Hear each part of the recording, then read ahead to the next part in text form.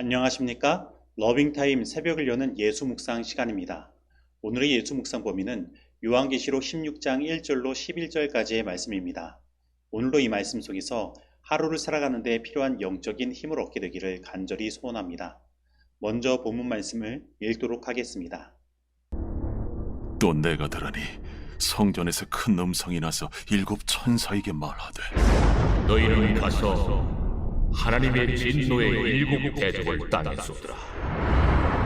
첫째 천사가 가서 그 대접을 땅에 쏟음에 짐승의 표를 받은 사람들과 그 우상에게 경배하는 자들에게 악하고 독한 종기가 나더라.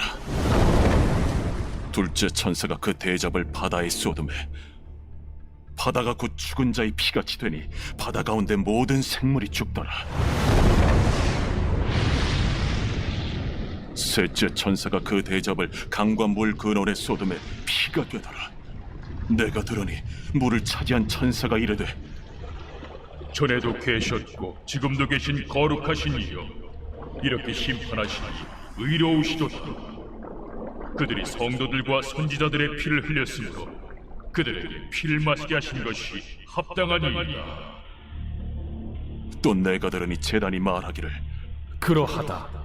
주 하나님 곧 전능하신 이시여, 심판하시는 것이 참되시고 의로우시도다. 넷째 천사가 그 대접을 해에 쏟음에 해가 권세를 받아 불로 사람들을 태우니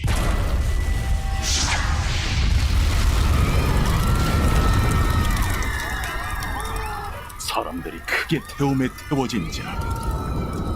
이 재앙들을 행하는 권세를 가지신 하나님의 이름을 비방하며 또 회개하지 아니하고 주께 영광을 돌리지 아니하더라.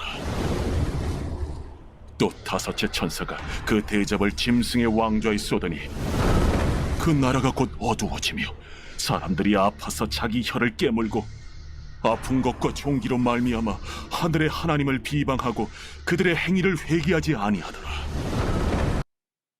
말씀 줄거리입니다. 땅과 바다, 강과 물 근원, 해와 짐승의 보좌에 일곱 대적이 차례로 쏟아지면서 사람들은 고통을 당합니다.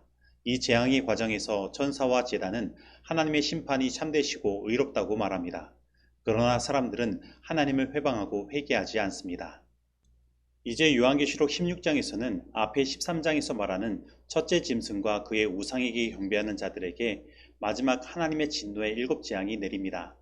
그리고 이 일곱 재앙도 앞에서 언급한 일곱 인과 일곱 나팔과 같이 처음 네 재앙과 뒤에 세 재앙 부분으로 나누어서 생각할 수 있습니다. 앞에 일곱 인에서 처음 네 인은 교회를 축복과 저주의 법칙을 통해 통치하시는 예수님의 통치 원리가 등장하고 그 통치의 결과 다섯째 인에서 부르짖는 자들, 곧 입맞은 자들이 등장했습니다. 그리고 일곱 나팔에서는 처음 네 나팔은 다섯째 인에서 나타난 하나님의 백성들의 부르짖음의 결과로 그들을 압제하던 이방 나라들에게 일어난 심판을 이야기하고 그 결과로 나타난 것이 다섯째 나팔에서 말하는 바와 같이 세상 어둡게 하는 사탄의 사상이 사람들을 유혹함으로 세상에 회개치 않는 자들이 등장한 것입니다. 그리고 일곱 나팔에서는 일반적인 천연계에 일어나는 심판이 상징적으로 해석되어 그 실제가 역사적으로 실제하는 나라들에 적용되어 나타났지만 오늘 일곱 재앙은 그 순서가 일곱 나팔과 같으나 이미 그 재앙을 받는 존재가 누구인지 정해져 있기에 그 재앙은 애굽에 내린 재앙이 실제적이었던 것처럼 처음 네 재앙은 그들에게 내릴 실제적인 재앙으로 해석됩니다. 그리고 다섯째 재앙은 그들을 그렇게 만들었던 악의 근원인 존재, 곧 짐승의 보좌가 드러나며 짐승의 보좌에 재앙이 쏟아지는 것입니다.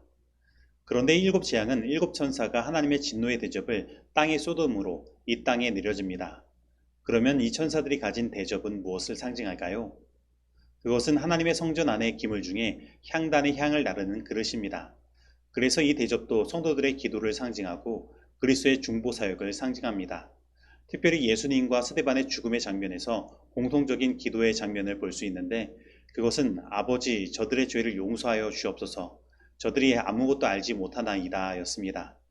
다시 말하면 이 땅에서 핍박받아 죽임을 당한 자들은 자신을 핍박하는 저들을 용서해달라고 기도한 것입니다. 그러나 이제 그 탄원이 그리고 그로 인하여 세상에 주어진 자비의 초청이 끝이 나고 그것을 끝까지 거절한 자들을 향해 자비가 진노로 바뀌어 내리게 된 것입니다. 저는 여기에서 자비를 진노로 바꾸시는 하나님의 마음을 생각해 봅니다. 어떻게 부모가 자식을 잊겠으며 살리며 구원하고 싶지 않겠습니까? 그래서 예수님은 그 십자가의 죽음을 당하시면서도 그들을 용서해 달라고 기도하신 것입니다. 그러나 그들은 그 하나님의 마음을 알지 못하고 끝까지 거절한 것입니다.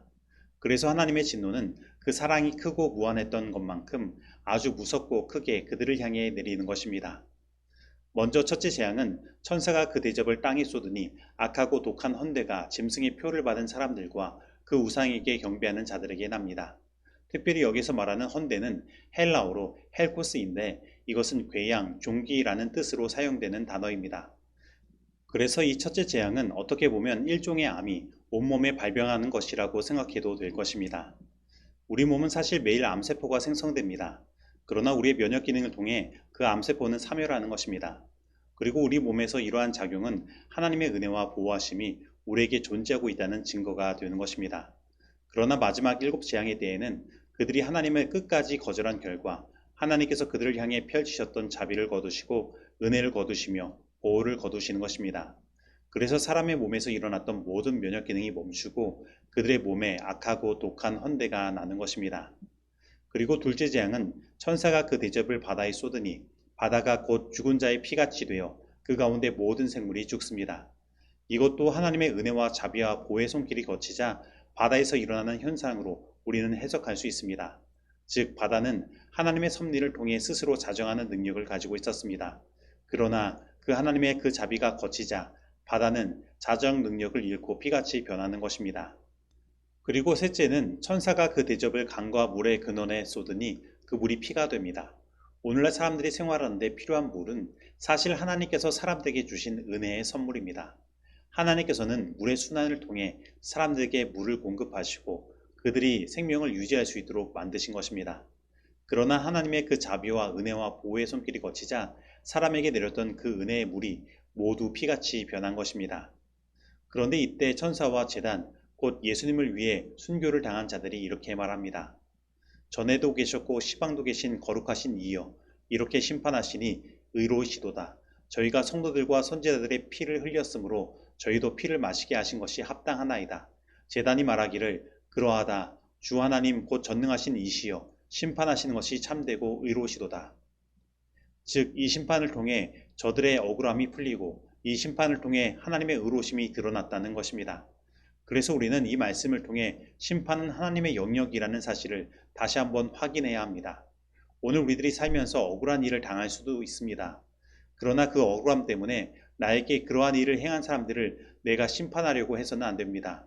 왜냐하면 그러한 일은 오히려 나의 마음을 악한 길로 인도하기 때문입니다. 그래서 하나님은 우리에게 심판을 하나님께 맡기고 우리는 오히려 그들을 위해 기도하기를 바라시는 것입니다.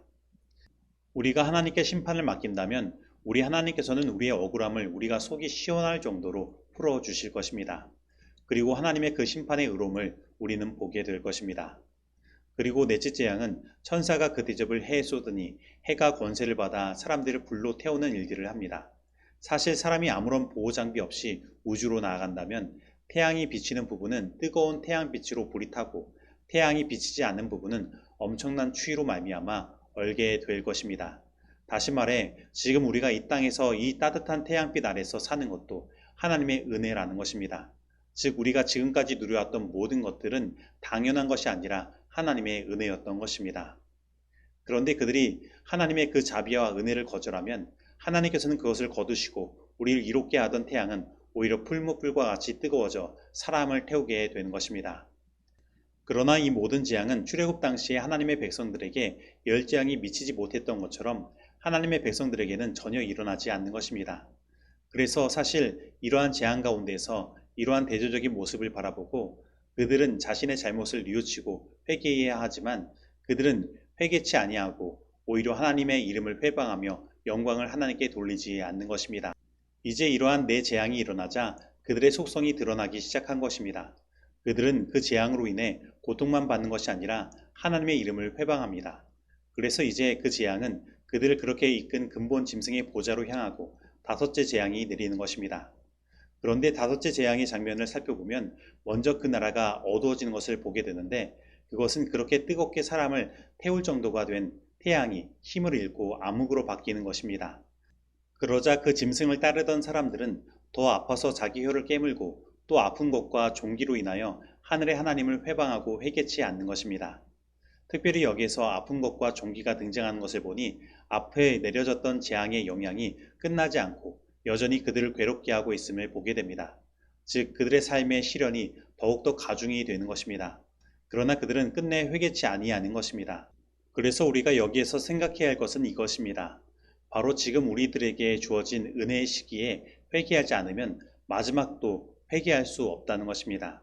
지금 하나님의 기별이 우리에게 주어지고 자비의 초청이 주어질 때 우리는 회개하고 하나님께 나아가야 하는 것입니다.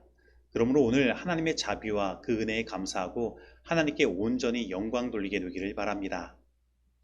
회개하라는 초청은 의심할 여지 없이 분명하게 울렸고 모든 사람이 돌아오도록 초청을 받았다.